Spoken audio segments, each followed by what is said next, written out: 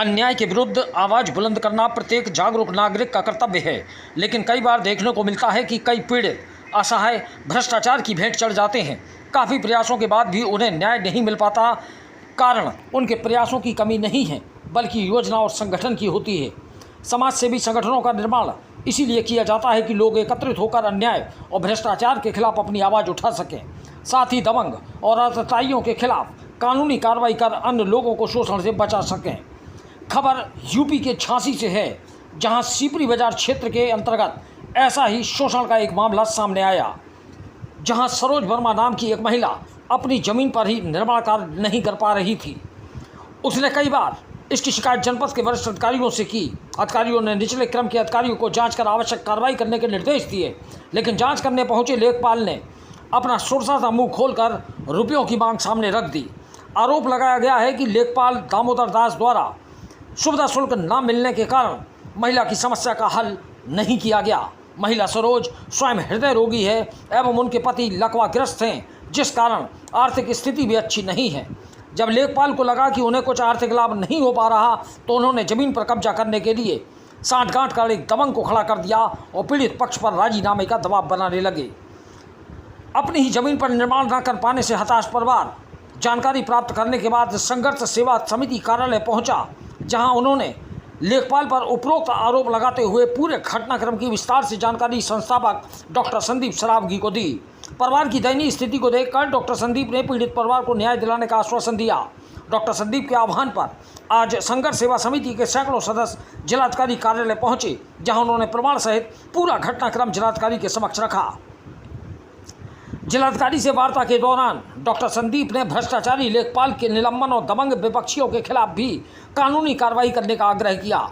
जिलाधिकारी ने भी प्रकरण को गंभीरता से लेते हुए तुरंत कार्रवाई के निर्देश दिए। इसके साथ ही थाना सीपरी बाजार पुलिस को भी निर्माण कार्य पूर्ण कराने में पीड़ित का सहयोग करने के लिए आदेशित किया। वर्षों का प्रयास असफल होने के बाद अपनी जमीन पर स्वामित्व स्थापित होते देख पीड़ित परिवार खुशी से डॉक्टर संदीप एवं संघर्ष सेवा समिति के सदस्यों की प्रशंसा करते नहीं थका। वृद्ध दंपति ने डॉक्टर संदीप को उज्जवल भविष्य की शुभकामनाएं दी, साथ ही जिला प्रशासन और जिलाधिकारी का भी आभार व्यक्त किया।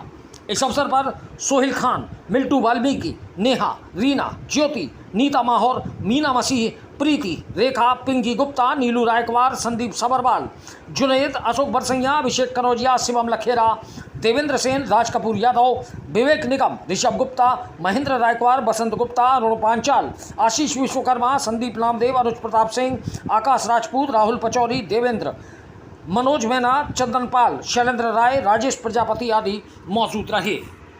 झांसी से दीप न्यूज के लिए दीपक चंदेल की रिपोर्ट। लेखपाल की वजह से और दबंग राजू वर्मा भूमि माफिया की वजह से हमें होने पर निगम बेटा ने तो खूब मदद करी, 3-4 बार वो आदेश भी करे कि इनकी बाउंड्री कराओ, नहीं सुनी उसने।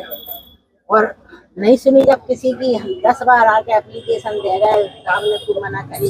जब नहीं सुनी, जब फिर संदीप सरावगी बेटन ने करी हमारी मदद के, हमें तो तक लिया आदमी बीमार 50 लाख और हम समझौता कराएंगे। हर बार बाउंड्री तोड़वा दी, सब कुछ है, हम आके नाम बाउंड्री नहीं बना दे रहा। झांसी की जनता यह जानती है बहुत अच्छी तरीके से कि हम लोग संघर्ष सेवा समिति में सिर्फ जनता का सेवा करने का काम कर रहे हैं।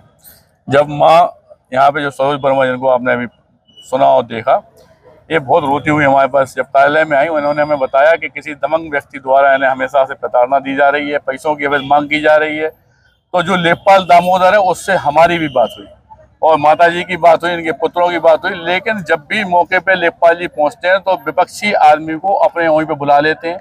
इन लोगों से कहते हैं कि आप इतना रुपया दे दो, 50 लाख रुपए की शायद डिमांड है, तो हम आपका कंप्रोमाइज करा देंगे। सिर्फ एक बात समझ में नहीं आती, लेखपाल महोदय से भी हम पूछना चाहते हैं कि इन रुपयों का वो करेंगे क्या, कौन सी हिस्सेदारी लेना चाहते। जहाँ पे योगी सरकार में भ्रष्टाचार उत्तर प्रदेश से मिटाओ, देश से मिटाओ, यह नारे चल रहे हैं, जहाँ पे शिक्षा के ऊपर आगे बढ़ने का चल रहा है, उनके भी भगवान ने बच्चे दिए होंगे। जिस घर के पिता की जो स्थिति है कि मुंह में और बाथरूम की जगह पे उनकी नलियां डली, माँ ऐसी स्थिति पे है कि रो रो के अपने दिन गुजार रही है। वहां पे इन्हें कौन सा कंप्रोमाइज कराने, कौन से इन्हें ऐसे रुपए मिल रहे, जिससे कि इन्हें यह भी नहीं सोचा कि वास्तविकता में इस परिवार का क्या होगा। आगे से भी झांसी के अंदर जितने प्रशासन के लोग हैं, अगर वो लोग कोई भी ऐसा गंदा कृत्य करते हैं जिससे आम इंसान की आंखों में आंसू आते हैं, तो मैं यह आप पत्रकारों के माध्यम से झांसी के लोगों से सामने कहना चाहता हूं कि मैं हमेशा उनके साथ खड़ा हूं, और अगर कोई भी दिक्कत आती है तो मैं अपना पूरा जीवन उनके साथ समर्पित कर दूंगा। और इन भ्रष्टाचारी कोई भी तरह का कोई भी पटवारी, लेखपाल, कानून या कोई भी प्रशासनिक अधिकारी होता है तो उसके खिलाफ मैं और संघर्ष सेवा समिति की समस्त टीम कड़े से खड़ा होकर बोल रहा हूं।